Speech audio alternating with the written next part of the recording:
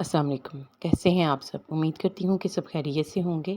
آج کی video pressure cooker کے احتیاطی تدابیر کے بارے میں ہے۔ خواتین کی ہر ممکن کوشش ہوتی ہے کہ وہ گھریلو کاموں کو وقت پر انجام دیں۔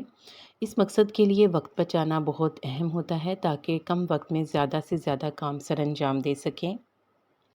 کچن کی بات کی جائے تو کم وقت میں جلدی کھانا پکانے کے لیے پریشر کوکر کا استعمال خواتین کی کافی مدد کرتا ہے، لیکن پریشر کوکر حادثات کا بھی باعث بن سکتا ہے، اس لیے بہت سی خواتین اسے استعمال کرتے ہوئے ڈرتی ہیں۔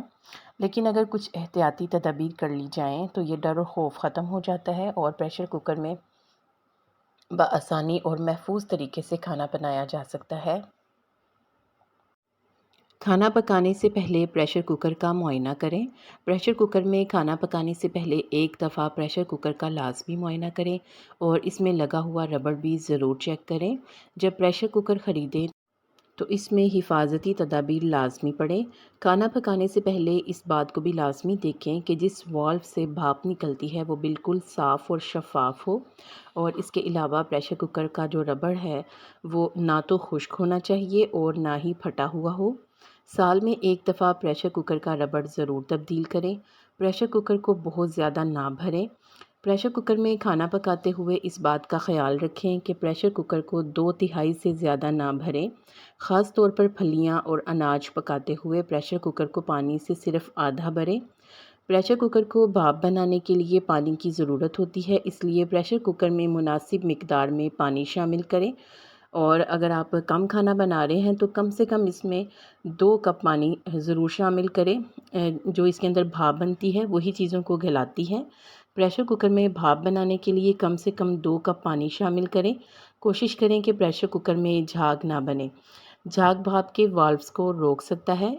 پاستا، مٹر، دلیا پکاتے ہوئے جھاگ بنتا ہے، لہٰذا ان کھانوں سے اجتناب کریں جن کے پکانے سے پریشر کوکر میں جھاگ بنے۔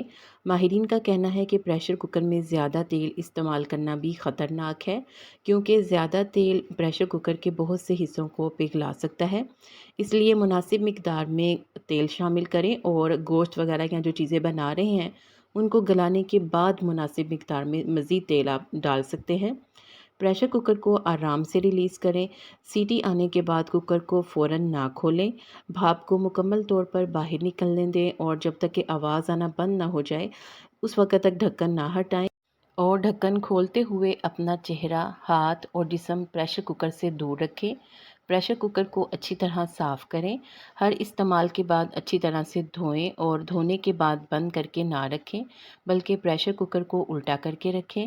امید ہے کہ آپ اس معلومات سے فائدہ اٹھائیں گے۔ ویڈیو کو لائک کر دیں، اور اگر آپ نے چینل بھی سبسکرائب ابھی تک نہیں کیا تو سبسکرائب کر کے گھنٹی کا بٹن دبا دیں۔ آپ کے تعاون کا شکریہ۔